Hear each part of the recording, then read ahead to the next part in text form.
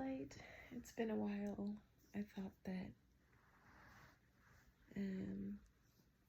okay, maybe I'll do a little tarot reading before I go to bed. So let's do that.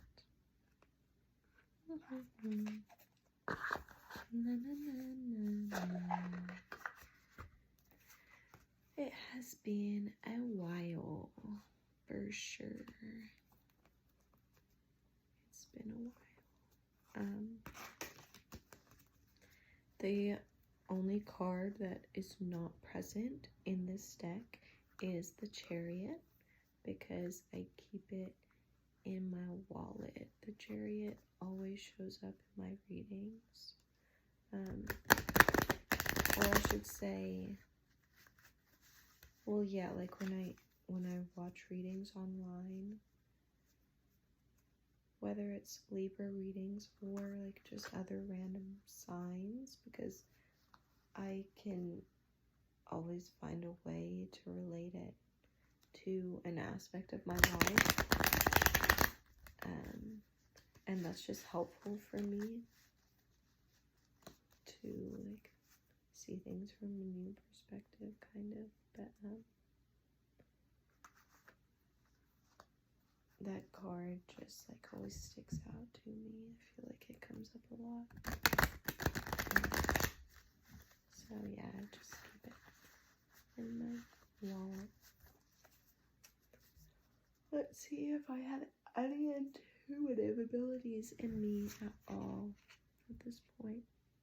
I don't know if I'm doing reversals or not. It looks like a lot of them are reversed in the deck. Most of them, so. Which would make sense, honestly, because I am going to do reversals, because that's like the time that we're kind of in right now, as I feel it, is that there's not much like going forward momentum at this moment. So this is very nice. The Ten of Swords in reverse.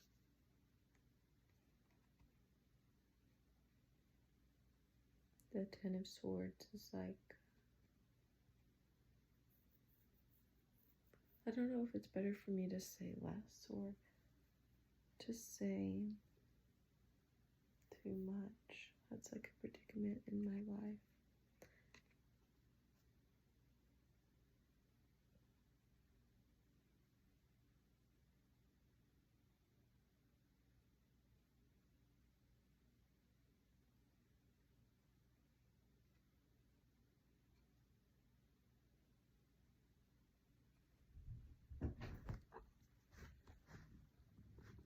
Am I taking too long? Okay. I'll just say it. Like, I'll say it and then I'll move forward, okay? So I was gonna say, let me lay the cards down first and then I'll say it. So there, Ten of Swords. Hey, the Empress is upright.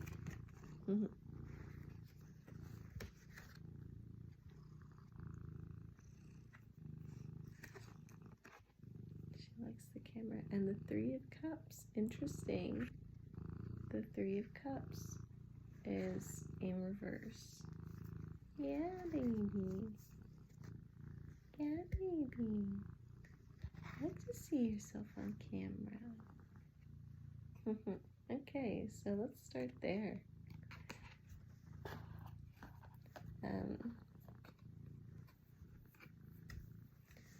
So it's just like this guy's having a really bad day, right? Like the worst day of his MFing life.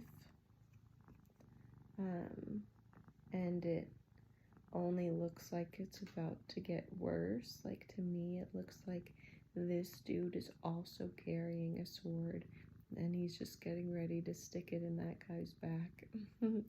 But if you look out here you'll see all the birds that are just waiting to pluck his eyeballs out. So they're looking forward to the future, you know. It's kind of like polarizing. Like they're about to have a great day. They're excited. So it is like a lot of energy is in this card. Energy of about to be reaching a culmination point. There's energy here with him, the adrenaline of like this thing that he's about to do. You know, he's kind of at this choice point where he can do the thing, basically like end this man, or not, and leave this thing basically unfinished. So here we have the polarizing aspects of positive, like negative, and at the same time this is the positive that's having something negative happen to it, and this is the negative who's feeling positive about, you know, depending on how you want to look at it. And it's just this kind of like that breath of air, you know, and then the pause that's waiting for the exhale. And this person decides, like, is that gonna be, this is like fate right here, you know. Fate is a living man, like standing in this moment, moving towards you. So it can be seen as like, usually we see it like we're moving towards our fate or our destiny, but in this case it's happening to us, and fate is the one who's like coming nearer. We see it coming nearer, but we don't know until the moment. And yeah, so that's like a part of it. It's even like, it's a very windy, like a very gusty day. So the winds of change, it's like there's very much energy, very much shiftiness. So this is not a set in stone type of thing. The future is untold. The story could go 1,000 different ways from this point.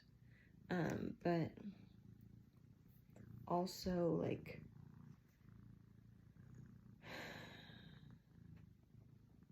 it kind of is like I don't know, like you've been writing a certain frequency, and this is just coming to the crescendo, I suppose.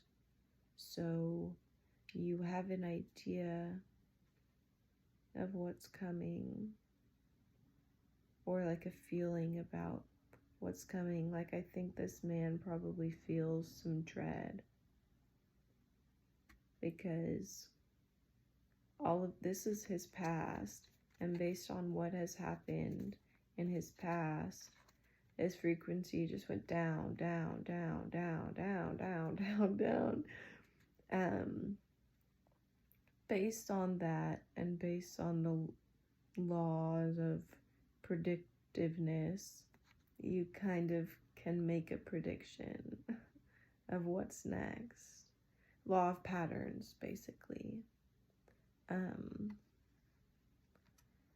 So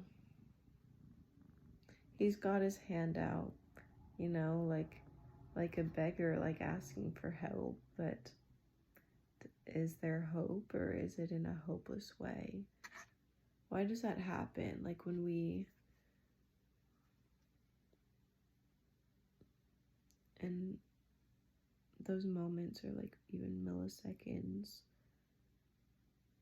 where fate meets you and hands you the dice, the conclusion. We still like beg for something else.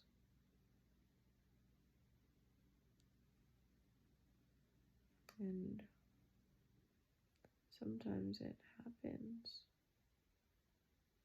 Like, I was watching this YouTube video about Jordan Peterson's wife.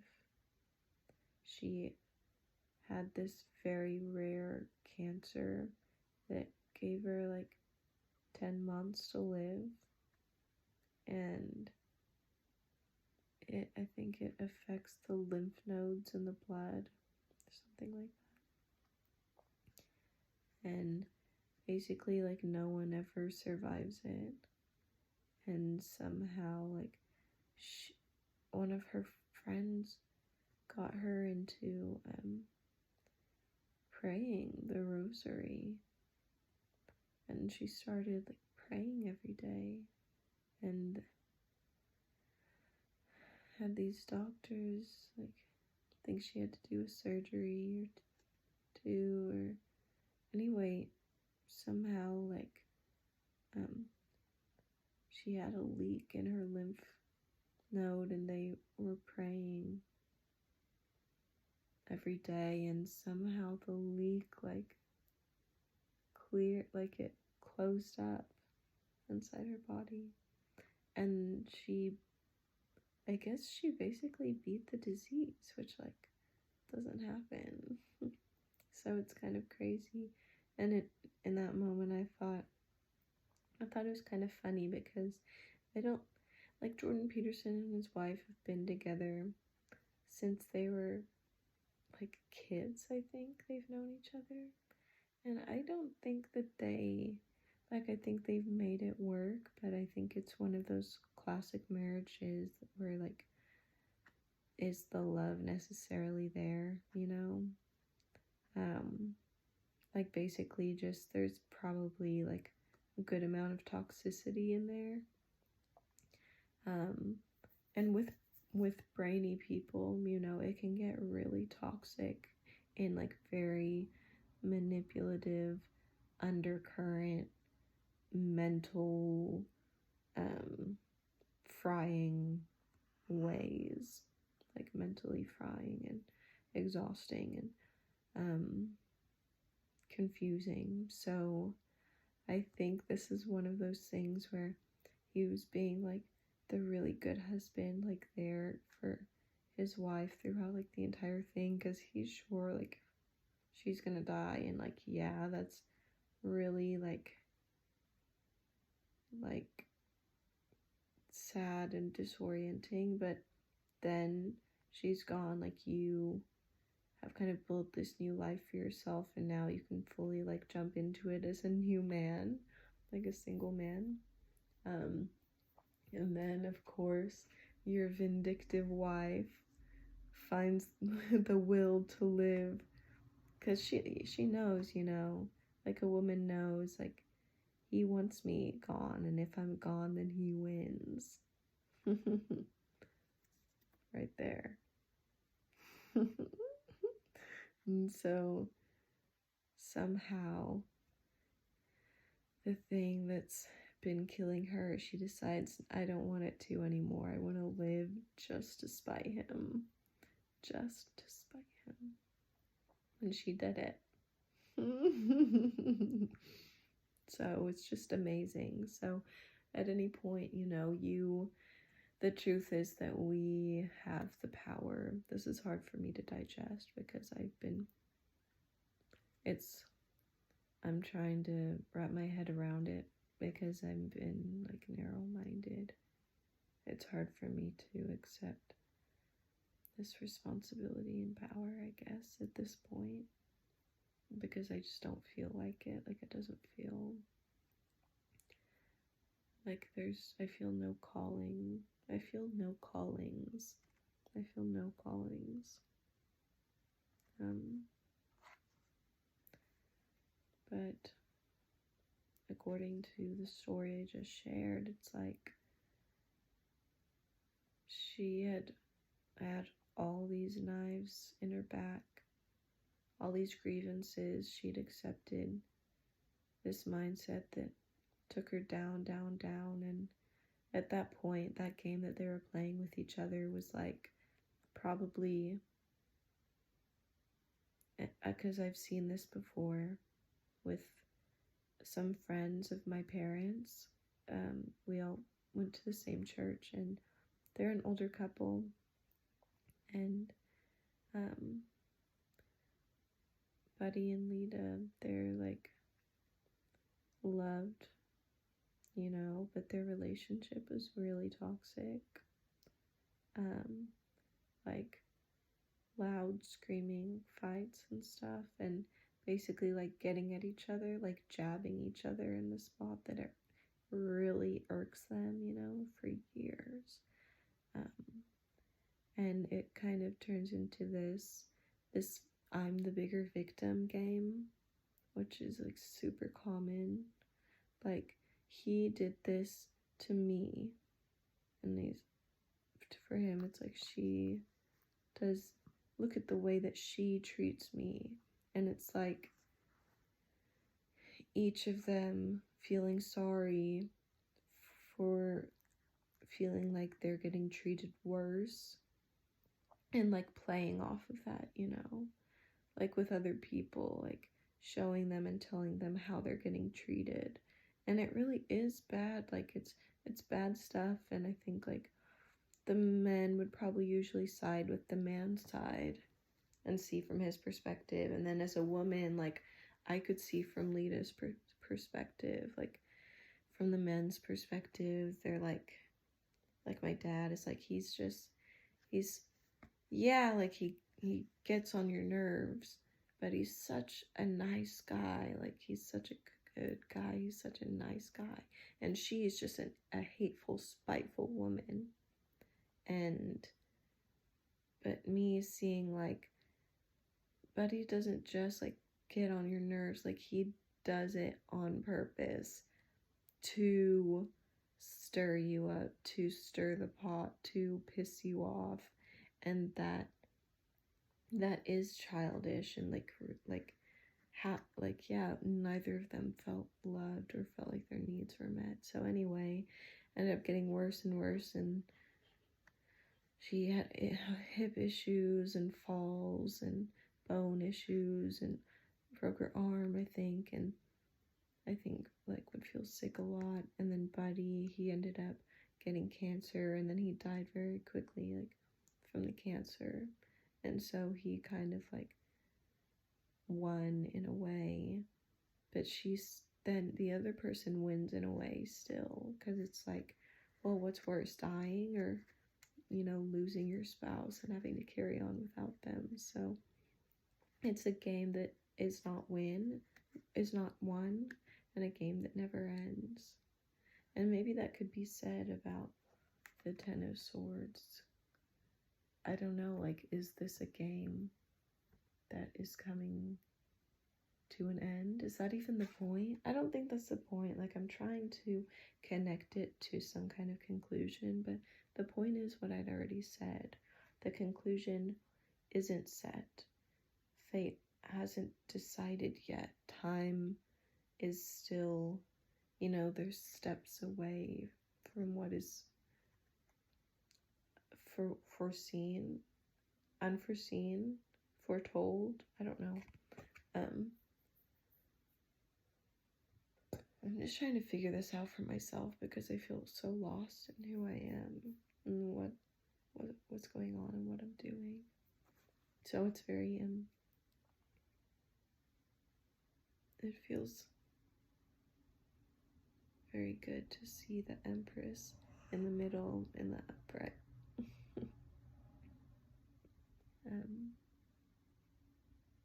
That sense of trusting myself, which is the only thing that I've been holding on to, when everything else around you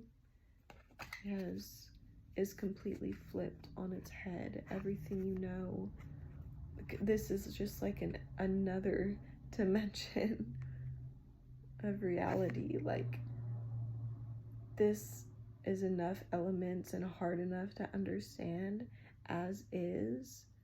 You've got time at play, you've got fate at play, you've got positive, negative, you've got culmination, you know, the coming crescendo, and this extreme, this large amount of energy and just pain. It's just like a 10 of swords. Like, this is just like mental agony. And then you take all of it and you turn the world upside down and you flip it on its head. So what the fuck does that mean? What the fuck does that mean? That's what I want to know. I want to know, baby. Now, the sky is the ground. The sky is at the bottom. So it almost feels like all of this mess is less important. I mean, it's not quite clear when you're looking at it upside down. It's hard to see exactly the expression on the face, you know. Things can get a little like confused, and it's really just a bunch of dark blobs. And what you see is just a nice, like, clean sky here, and it's a little bit more of the focal point, because it's like you're concentrating so much on this and what's happening and trying to figure it out, and what is it? It's just actually peaceful in the sky still. There's wind and there's birds, but there's still a background that's just like, you know, about half of this card is just sky, and it's just peaceful, you know. And the man is kind of right there in the middle of the two. The man who represents fate. It's always there. Fate is an aspect in time, or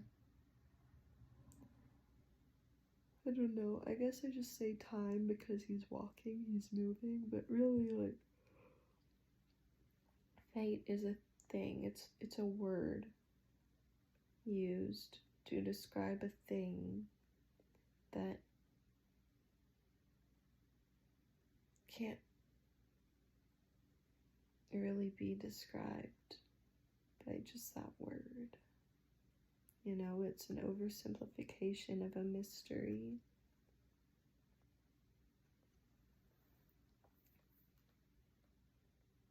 So that's beautiful. I prefer to see the 10 of Swords upside down.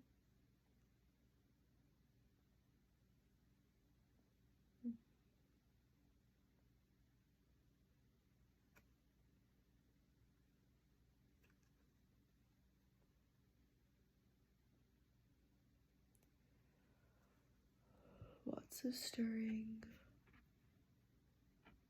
lots of changing. I just love how the birds are just enjoying it. Like, maybe us on Earth, with our minds, we experience all the moving back and forth of the wind. We feel it as pain. But the birds don't. Because they have wings. They just move with it. They're not on Earth, they're in air. So it's just, it just shows that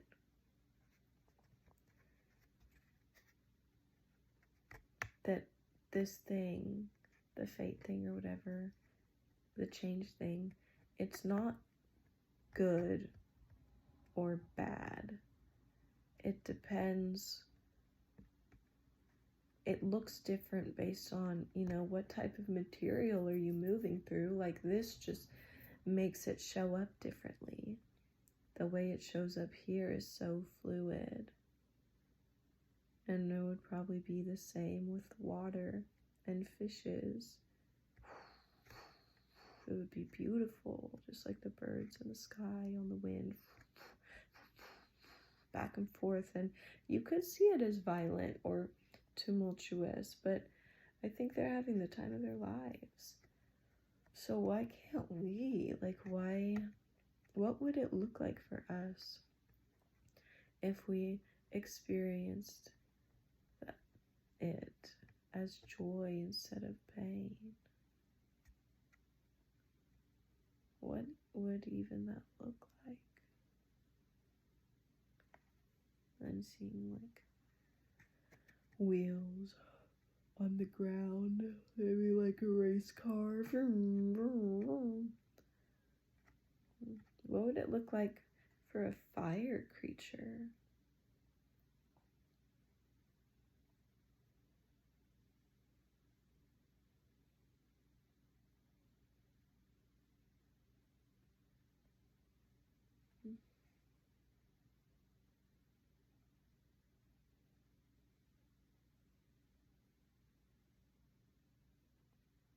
It's just like there's so many things to run into on Earth.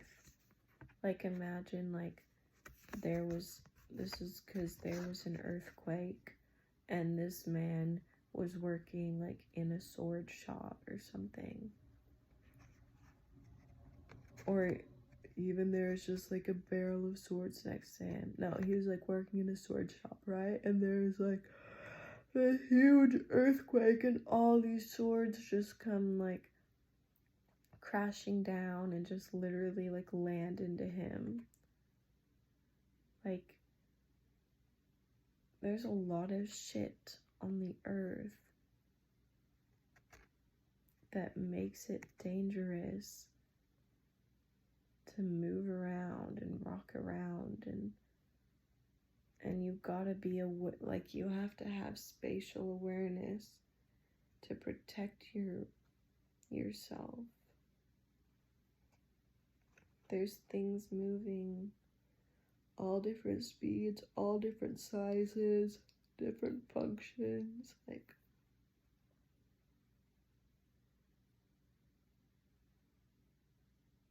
it's just so much more complicated than sky.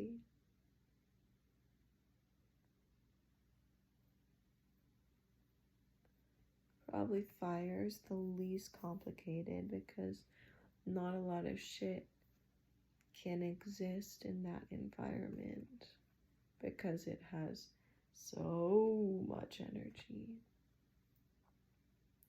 And then because it's just hot.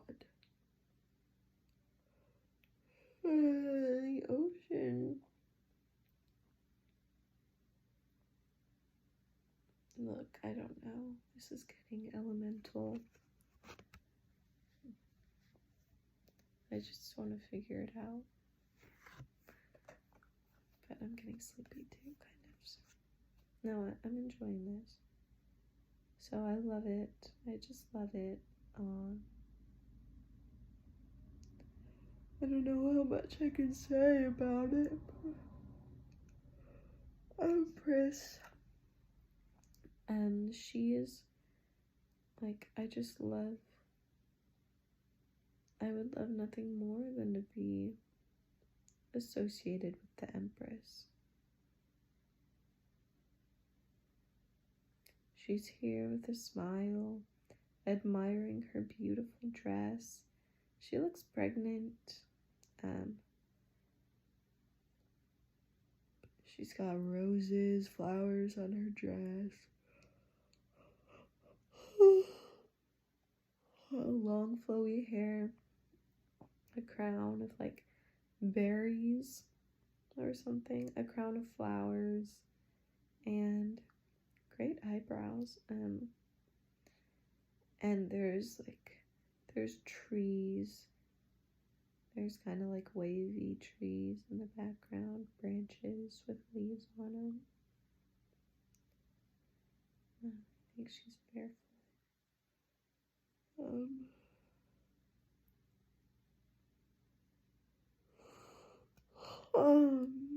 The ground looks nice and soft. But yeah, it's just her like admiring. And that's the feminine. It's a representation of the feminine quality of observer. Like, she's this beautiful thing. She's the most beautiful thing, but what she sees is beauty. What she sees is what she is. What she is what she sees. Just loveliness, contentedness. The pregnancy represents like all of this is like growth, like it's a culmination too, in a way, maybe. Like the flowers representing the culmination of spring, everything in its prime. This is the peak season. And you know, you don't know what all she's been up to, but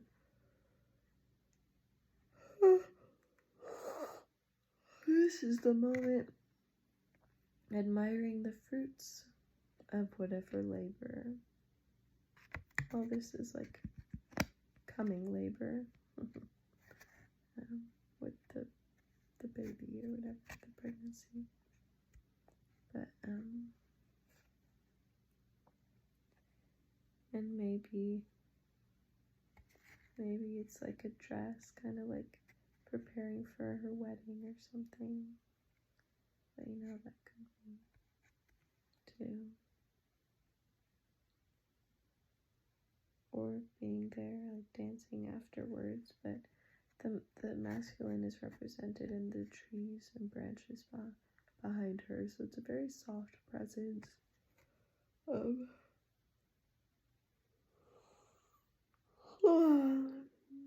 It's a soft presence.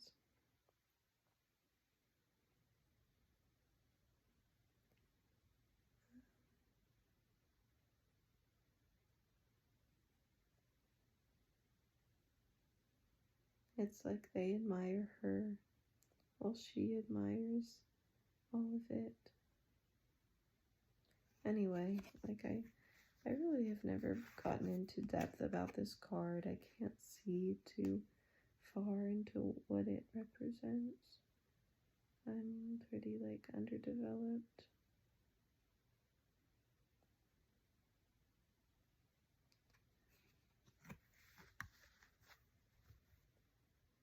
Like immature in womanhood kind of stuff. Well, I'm going to have my ayahuasca ceremony in a couple weeks. So I always found this card interesting. Not necessarily unsettling, but just like so much to be said.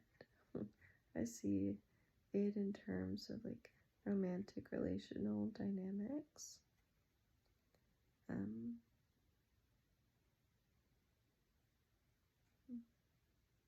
it's upside down. It was upside down too. So the two of cups. I don't know about other decks, but in this deck, it looks like a man and a woman. Let me see if I can find it. They're like mer people, like a merman and a merwoman, and they're in the water, and their tails are like wrapped around each other. They're facing each other out, straight on. And each of them has a cup, and their bodies are close, and their tails are wrapped around each other. and they're just like looking into each other's faces, and that's like the Two of Cups. And then you see this Three of Cups is the next point after that, and it's very funny to me, and I'm gonna explain to you why. It's kind of like feels kind of like a diss on romantic relationships, like that initial thing that brings you two together. You each have this cup, right? Okay. Oh, yes, there it is. So that was a pretty good description, right? But so their cups are behind their backs, and they're just looking into each other's eyes. So it's kind of like the whole like living on love, like all we need is love idea. It's like all we need here is each other, and they're not even looking into that which sustains them, their cups. They're like, well, we'll figure that out, you know? Like we don't know how this works, or how these things like come together, how we fill each other's cups or our own cups, but we have each other. That's all we need. And I have believed that to an extent, like on a certain level. I kind of believe that it's foundational, right? Like that's the Two of Cups. Like it's the necessary prerequisite. Like the first thing you need is the connection. If there's no connection between the two of you, then what does it matter if you would be able to fill each other's cup or not? Like that's purely, like that's quite mundane, you know? It's like needs of this world is to eat and drink. It's more like mundane, I guess. I mean, not necessarily. I guess that would be like pentacles. Cups is emotional. So, but you know, that is tricky. Like you could have all this chemistry, but not know what to do with the emotions. Like I'm definitely there, you know. And then here to this. So this is so funny to me. This to me kind of represents Austen society, what it's kind of like right now, where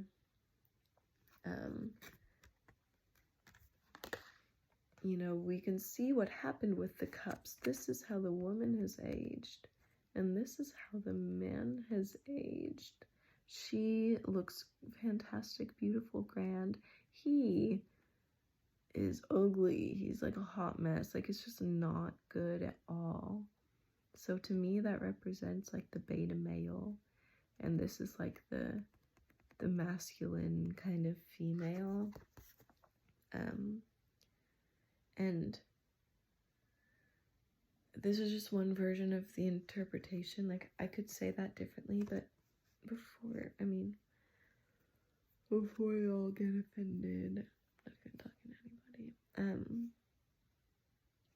It could also go the other way. So sometimes you see, like in Jordan Peterson's case, like the man ages really well, kind of like this, like, and he takes on a more like feminine kind of persona, and the female is the one who gets like haggard and pays the price for all of her giving,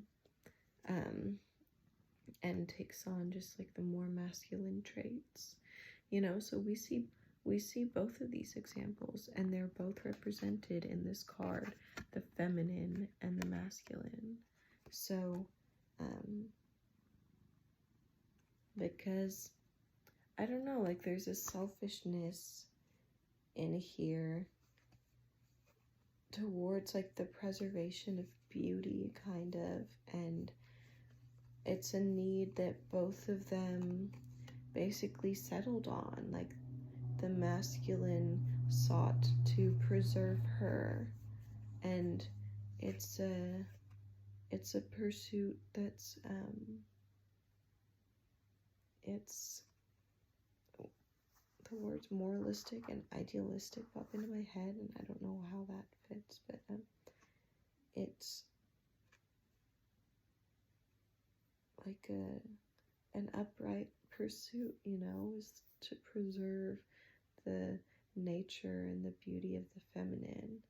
But you see what happens to it. He grows dull and haggard while she gets this, you can see kind of egoic, like sexually, like seductive, it's kind of like this dark kind of selfish aspect. There a lot of different words could be used for that, but then so a third cup is brought in because the feminine no longer is attracted to this masculine. It's not like this anymore, where they're looking into each other's eyes and each other's faces, and her desires for him and his desires for her. He's serving her needs, but neither of them are looking at each other. She does not desire him any longer. And so that's her curse. You'll see that these women will choose the guy who is safe and who is going to give to her. You know, often like these attractive women. And he'll succumb to her, and he'll give to her, and he'll basically like lay down his life for her. And she'll think that she's got it in the bag, like it's all good, but then her curse is now she has this man and this energy attached to her and devoted to her that is feeding her, and she needs it, but it repulses her at the same time. She's with this thing, and this thing that gives to her repulses her. And that's what happens with a lot of these guys. From what I can see, I'm just like looking at these guys and how they age, and it's like their energy does not become more masculine. It does not become more attractive. It definitely like takes the opposite turn. Of course, like I said, this can turn alternately as well, depending on kind of who takes on the feminine and who takes on the masculine role.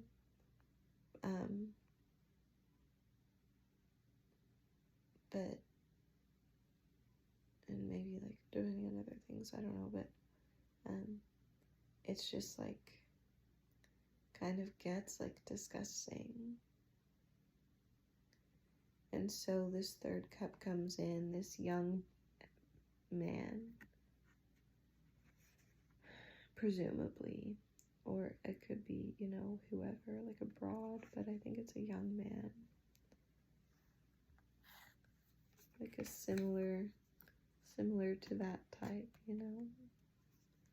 And they're both welcoming him because it's whatever she wants, and she sexually desires him. So it's the lustiness in her eyes.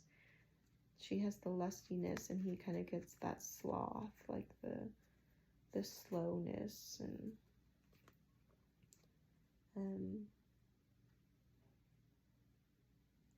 so yeah, this is a representation of energy leakage, what happens to our energy in relationships, why it always goes south, because we don't understand the preservation of this, or the forward, like where this would lead if the 2 turned into 3,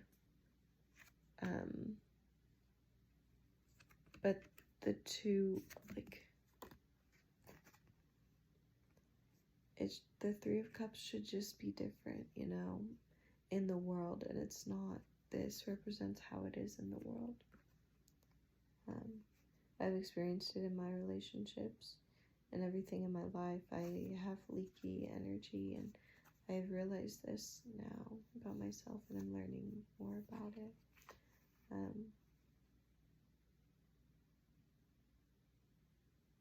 Because, like,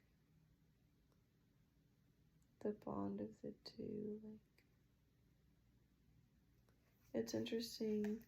This was also in reverse, so I think that's a good thing.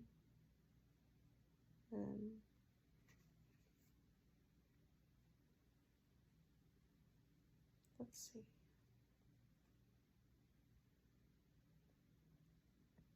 It kind of looks like cups being poured out a little bit, you know, poured upside down and poured and coming out, which is like, I mean, that's real leakage, you know, that's like purposefully just pouring out all of the energy. And I think that's what is happening is we're no longer offering each other our cups, because our energy is always messed with, toyed with, gets used in ways that we didn't intend when we were giving it, and leaks, and it never really quite works out for anyone ever in the long run. Some leaks happen quickly, some leaks happen slowly. This is just a rebellion against that, against how it is in the world. This is exchange in the world. This is interaction. We're saying no more. We're not doing this anymore. So all three together, we're looking at each other, and all three looking, pouring out. So I've been doing this in my life. I have stopped giving so much of my energy to situations, which, you know, it feels disappointing, but I've been practicing this very slowly for a very long time, actually. I think that's kind of been preparing me. I've been prepared for this in a lot of ways that have been like really excruciatingly painful, and this is kind of like, this is the easy part now. Honestly, maybe that's why, like, I have these like some like doubts and questions of like, shouldn't I be doing something? But maybe it's just, maybe I'm a little bit ahead on this subject. Like, maybe I've been doing things for a long time and I'm just prepared, and so I'm just like chilling and waiting it out until we get access to some higher energies and can move forward, instead of still being stuck in the world, in the roller coaster, and suffering through these difficult situations to get us there. Like, I'm not that I'm not going through anything, because I am, you know, energy shifts all the time. You're always learning things. But as far as my situation, like my situation in the world, there's not any pentacle movement going on right now. And we can see that here. We've got sword, we've got cups, so mental and emotional worlds are getting turned upside down. And then the Empress. I don't know if she represents like an element or not. It doesn't really matter. But yeah, Three of Cups is, I find, very, very interesting, very intriguing. So that's great. I love seeing that. There is like a lot that could be said about it. Like, all of my romantic options have just been like closing, like door after door after door. All these situations just like closing. And me just like learning to let it go. And that's like gotten easier, kind of.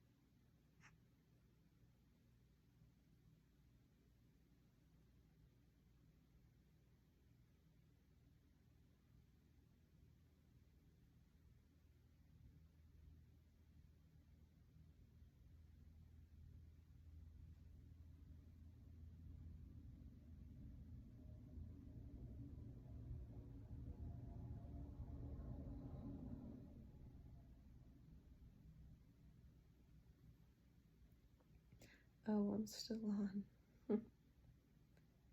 We can try pull another one.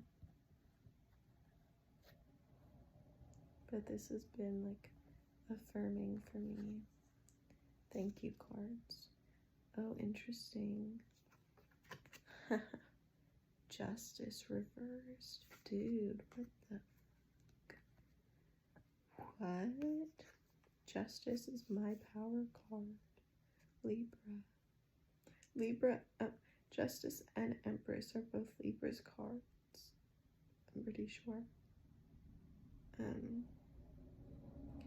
The scales of justice are in her eyes. You can see that. So the scales have turned. The scales of justice. What does that mean? It's a new game. The way that things were before, the giving and receiving, the cause effect, it's not, it's changing.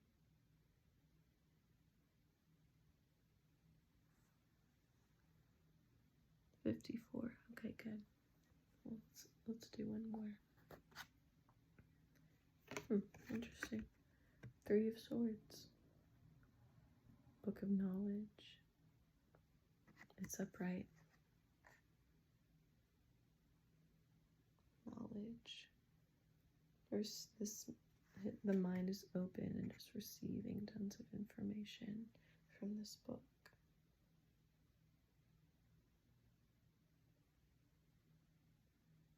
this book is, it's the swords, you know, it's the information is the weapon to wield as all of these shifts take place, mental, emotional,